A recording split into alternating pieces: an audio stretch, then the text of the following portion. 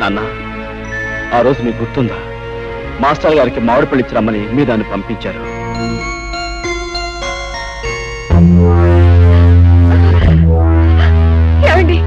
ఏమిటండి దౌర్జన్యం? చెబుతాం. ఏమయ్యా హెడ్ మాస్టర్, స్కూల్ సొమ్ము తిన్నానే అనుకో, మరి నేను హెడ్ మాస్టర్ని జయించినోండి కదా, అభిమానంతో ఆ విషయాన్ని కడుపులో పెట్టుకోవాలి గాని పయ్యోళ్ళకు ఉత్తరాలు రాస్తావా? పసిపిల్లల చదువు కోసం, స్కూల్ అభివృద్ధి కోసం ప్రభుత్వం గ్రాంట్ చేసిన నిధుల్ని నువ్వు అలా తినేటి అన్యాయం కాదంటావా పాపాత్ముడా? అలా నేనేమి అనుకోను, కానీ నువ్వు చేసిన పొరపాటుకి ఈ కత్తితో కాజా దింపించేస్తే అలాగుంటది అంట. బాబు గారు, ఆయన చంపకండి, మీకు దండం పెడతాను. ఈ ఒక్కసారికి ఆయన క్షమించి వదిలేస్తే ఈ ఊరదిలే వెళ్ళిపోతామండి. ఆయన ఈ ఊరినే కాదు, ఈ లోకాన్నే వదిలి వెళ్ళిపోవాలి. మాస్టరు అయిపోయింది.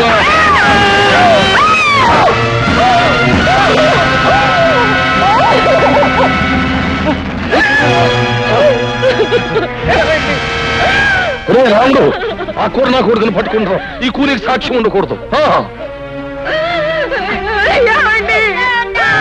ఇదిగో, ఈ సంగతి ఎక్కడైనా కూసావా నీకు నీ బిడ్డకి నీ మొగుడు గతే పడద్ది.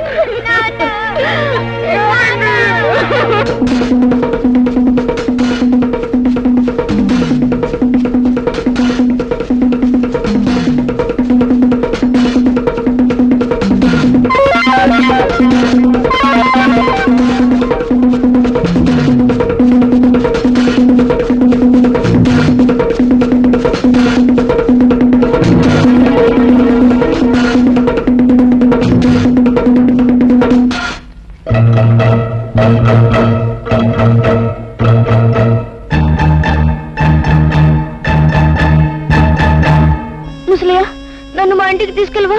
రాయుడు మాస్టర్ పొడి చంపేశాడు. నువ్వు ఊళ్ళోకి వెళ్తే వాడిని నేను బతకనివ్వరు. రా చెప్తాను. అంటే నీ ప్రాణం కాపాడి నిన్నంత వాణి చేసింది మన పాలేరు ముసలయ్య అన్నమాట. మనం పెట్టిన అన్నం తిన్న విశ్వాసానికి మనకెంత ఉపకారం చేశాడండి. ఆ రాత్రికి రాత్రే నన్ను పట్టం చేర్చాడు ముసలయ్య. తను ఏదో కూలీ నాలి చేసుకుంటూ నాకింత అన్నం పెట్టేవాడు. గౌరీ భర్తను హత్య చేసినందుకు బాబాయ్కి శిక్ష పడిందని తెలిసాక ముసలయ్య నన్ను ఒకసారి జైల్లో నా బాబాయ్ దగ్గర తీసుకెళ్ళాడు.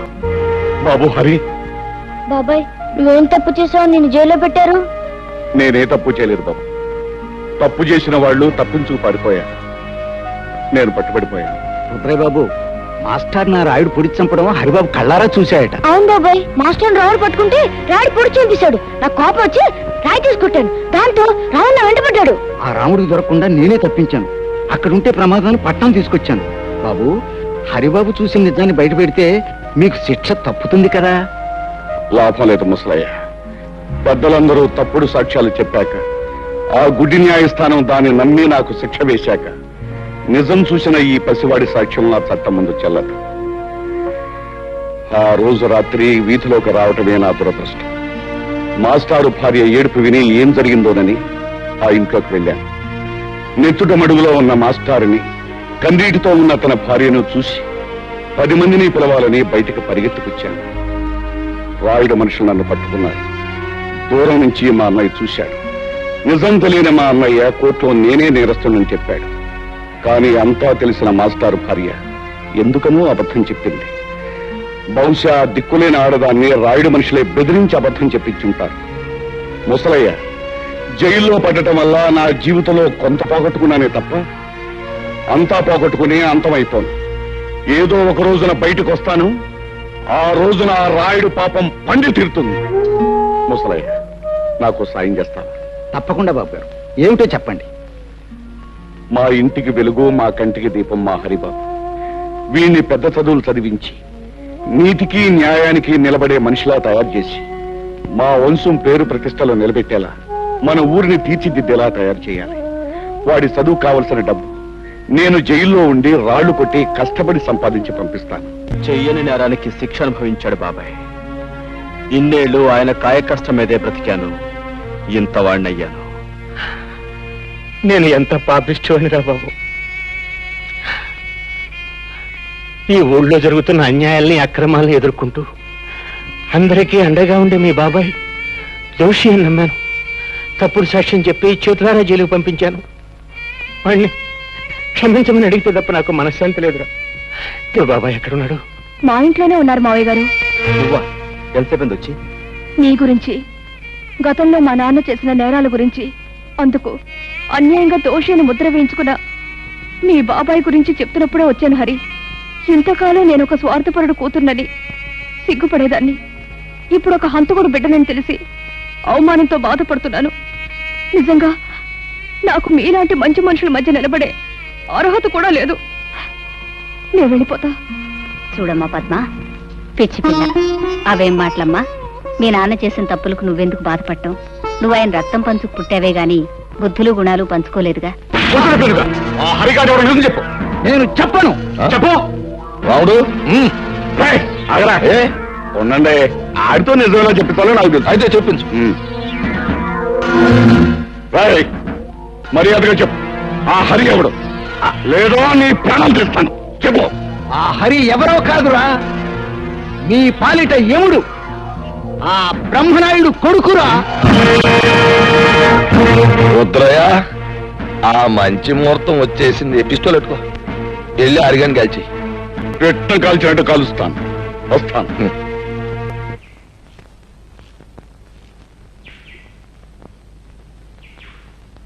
హరే హరే,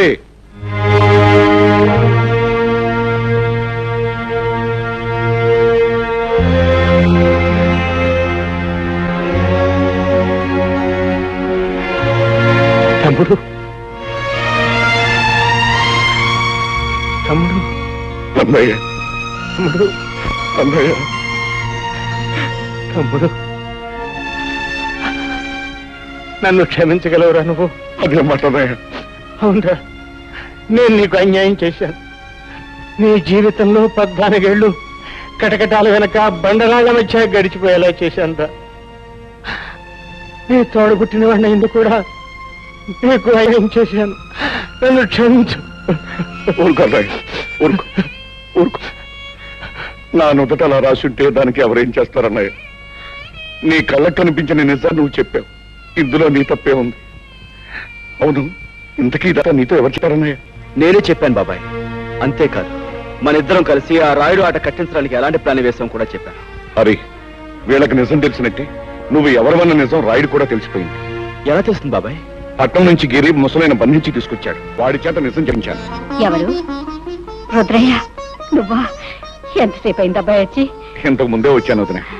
వదిన, అమృతం లాంటి నీ చేతి వంట తిని ఎన్నో ఏళ్ళైంది. ఆకలిగా ఉంది, అన్నం పెట్టు. అంతకంటేనా? రాబాయ్. సరే.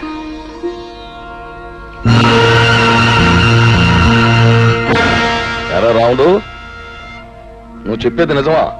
అవును బాబు, నా కళ్ళారా చూశాను, చెవులా విన్నాను. అమ్మ రుద్రిగా, నువ్వు నా ముందే కుప్పి గంతులేస్తావురా? సరే, మీ అందరినీ కట్టగట్టి బాదం హల్వా, బందర్ లడ్డు, కాకినాడ కాజా కలిపి తినిపించేస్తా.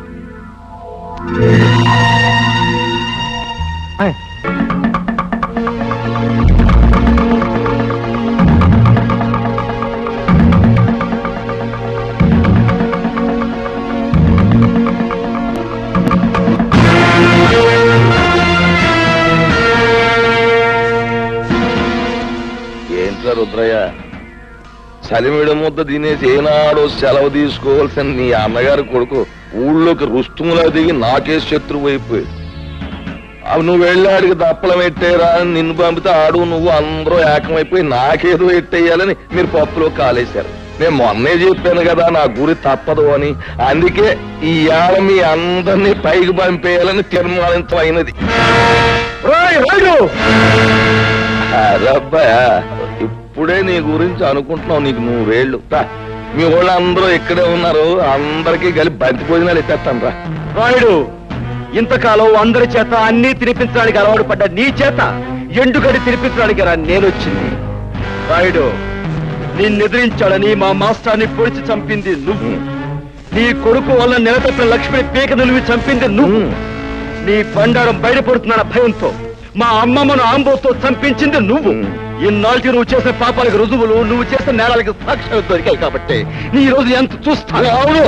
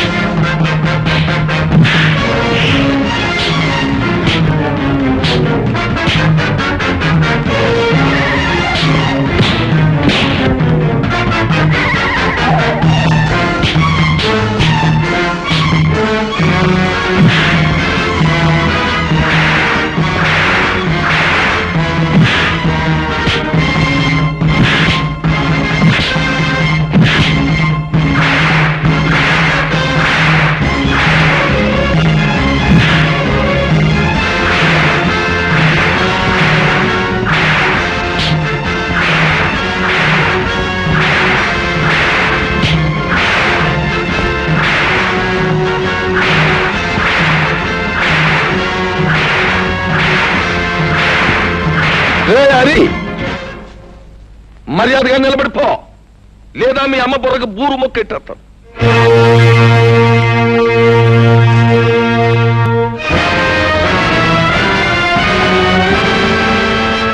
రే నట్టుకొచ్చా చెట్టు కట్టేయండిరా.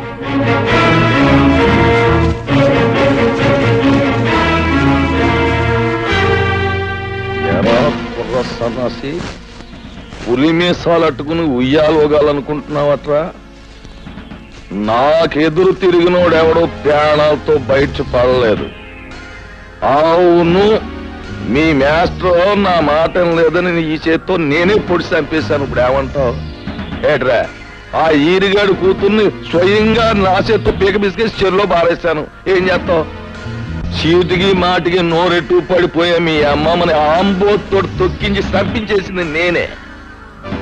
దానికి నువ్వు ఆంబోతుని చంపావు కానీ నా జోలికేం రాలేకపోయావు కదా. ఇదిగో, ఇక్కడ నేను నేరాలు చేసినా ఘోరాలు చేసినా న్యాయం గాని చట్టం గాని ప్రజ గాని ఏం మాట్లాడడానికి ఏది లేదు. అది ఊరు పద్ధతి. ఇందాక నీకు మాట ఇచ్చాను చూడు, బంతి భోజనాలు ఎడతానని. ఈ ఊళ్ళోకి నువ్వు దిగి నాకు మనశ్శాంతి లేకుండా చేసినందుకు ముందు నీకు మాంసం కూరెట్ట. వాళ్ళను చంపి నీ చేతులెందుకు మట్టి చేసుకుంటావు? ఈ హరి రుద్రయ్య చేసిన వెధపోలు ప్రజలకు తెలిస్తే వాళ్ళే వీళ్ళను రాళ్లు పుచ్చు కొట్టి చంపేస్తారు. ఏంటి తల్లి నువ్వు చెప్పేది నాకే అర్థం కావట్లేదు. హరి మంచివాడు కాదని నాకు ముందే తెలుసు. అందుకే రహస్యంగా గమనిస్తుండేదాన్ని. ఈ రుద్రయ్య వచ్చాక ఒక రోజు ఇద్దరు కలిసి ఎవరూ లేరనుకొని కొన్ని నిజాలు మాట్లాడారు. అవన్నీ రికార్డ్ చేశాను, విను. రుద్రయ్య బాబాయ్, ఇంకా సిటీలో పోలీసులు నా కోసం గాలిస్తున్నారంటావా? ఎంత గాలిస్తే మాత్రం వాళ్ళు నిన్నే పట్టుకోగలరా? అయినా రేప్ చేసిన పిల్లను పేగడొక చంపేకి ఎందుకు వదిలేశావరా? అందుకే అది నీ గురించి రిపోర్ట్ ఇచ్చింది. అది కాదు బాబాయ్, అప్పటికే 2 హత్యలు చేస్తున్నాను. మళ్ళీ ఇంకో ప్రాణం తీయడం ఎందుకా అని ఊరుకున్నాను. ఇంతకీ రాయుడు కూతుని వదిలేసావా లేకపోతే ఓ పట్టు పట్టావా? తొందరపడక బాబాయ్, మంచోళ్ళ నటించి ముందు ఈ ఊళ్ళో అమాయకపు మొగుళ్ళు తాలూకు పెళ్ళాలను సరిచేస్తున్నాను. సమయం చూసి ఆ రాయుడు కూతురు కూడా ఓ పట్టు పడతాగా. అమ్మ బ్రహ్మన్న కొడక, నీ వెనకాల ఎంత పాపిష్టి చరిత్రుందా? హత్యలు మానభంగాలు శాస్త్ర ప్రకారం వీడికి వెన్నతో పెట్టిన విద్యలన్నమాట. ఏమిటే నాన్న, రేపు రచ్చబండ దగ్గరికి ఊరందరినీ రమ్మనండి. ఈ నీచులిద్దరినీ నిలబెట్టి ఈ టేప్ వినిపిస్తే చాలు, వాళ్లే వీళ్ళ దుమ్ము దులుపుతారు. కరెక్ట్. ఉప్పు నా కూతుర్ని అనిపించుకున్నావమ్మా. ఇవాళ లింగం పంతులు, అయ్యా, ఊళ్ళో పిల్ల మేక అందరినీ రచ్చబండ దగ్గరకు వచ్చేమని టౌ కొట్టించేయండి. ఇదిగో ఆ రుద్రయ్య గారిని ఎరిగాన్ని బండి కట్టించి ఈడ్చుకుని జనం దగ్గర తీసుకురండి. ఊరంతా మైకులు ఎట్టేయండి, స్పీకర్లు. పండుగ అయిపోవాలి. నడండి.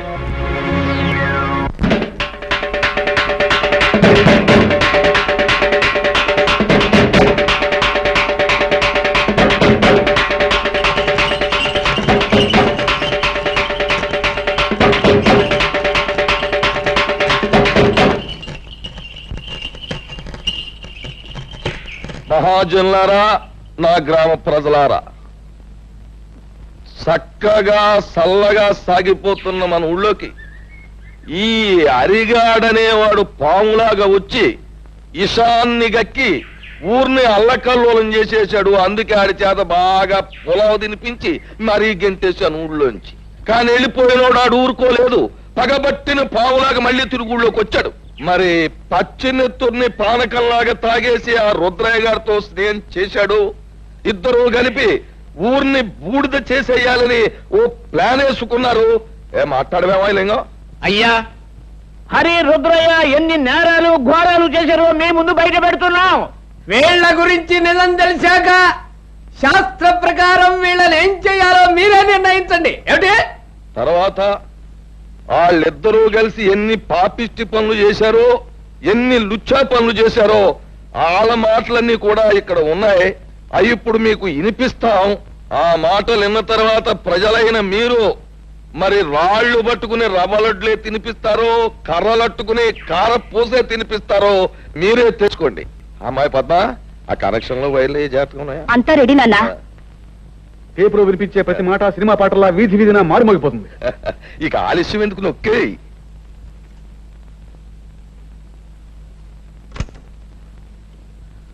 నాకెదురు తిరిగినోడు ఎవడో ప్రాణాలతో బయట పడలేదు.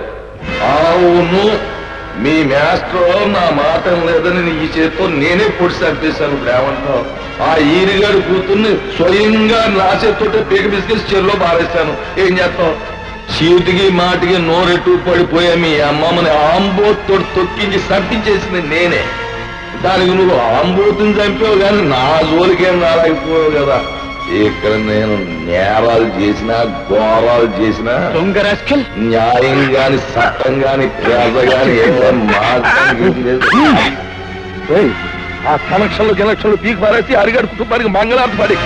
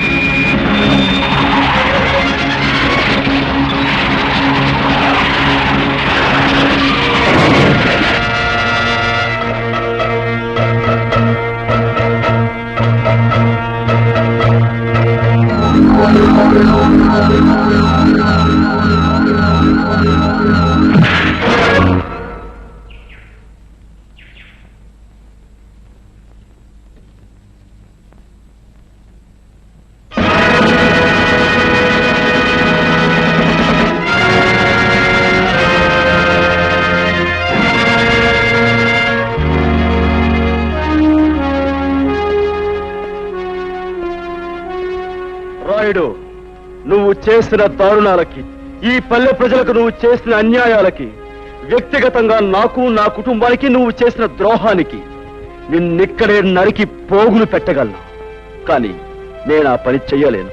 ఎందుకంటే నేను చట్టానికి బద్ధుణ్ణి. ఈ పల్లెకొచ్చే ప్రతి ఆఫీసర్ని నువ్వు ఏదో రకంగా నోరు మూయిస్తున్నావని తెలిసింది. అందుకే ప్రభుత్వం ప్రత్యేకంగా నీ విషయం తెలుసుకోవడానికే నన్ను ఇక్కడికి పంపించింది. బాధ్యత గల పోలీస్ ఆఫీసర్గా నిన్ను, నీతో పాటు నీ పాపాలను పంచుకున్న ఈ దుర్మార్గుల్ని చట్టానికి అప్పగిస్తాను. బాబు, ఇప్పుడు నువ్వు అన్న ప్రతి మాట యథార్థమేనని ఒప్పుకుంటాను. మీరే శిక్ష చేసినా భరిస్తాను. అమ్మా పద్మ, ఇలా బాబు, నా రక్తాన్నే పంచుకు పుట్టిన మంచితనం, మానవత్వం కూడా పెంచుకుంది మా పద్మ. దీనికి ఇక నువ్వే తోడుగా ఉండాలి బాబు. నీ చల్లటి మనసుతో, నీ గుండె నిబ్బరంతో ఈ ఏళ్ళ నుంచి ఈ ఊరిని రామరాజ్యం చెయ్యాలి అని నేను కోరుకుంటున్నాను. అందరూ నన్ను మన్నించండి. చలో చలో.